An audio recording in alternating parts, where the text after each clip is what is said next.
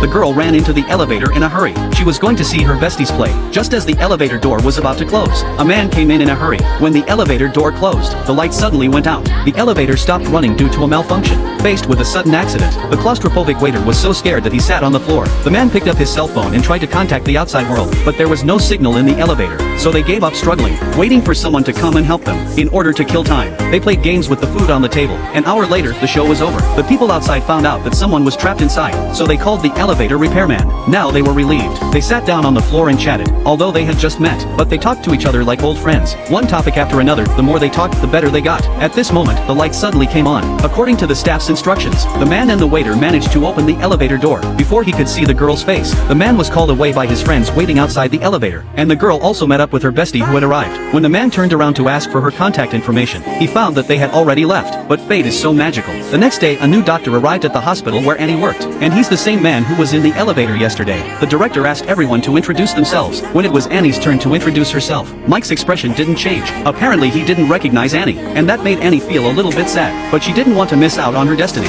So Annie found the courage to approach Mike. She wanted to tell him what happened in the elevator last night, but Mike thought she was just trying to accost him, so he dismissed her with a few words. When she got home, she told her bestie what happened in the elevator. Annie thought Mike was deliberately avoiding her, but the bestie said it was probably because the elevator was too dark. That's why he didn't recognize her. Relationships are so complicated, so Annie decided not to think about it anymore. What she doesn't know is that Mike was asking the staff about the elevator girl.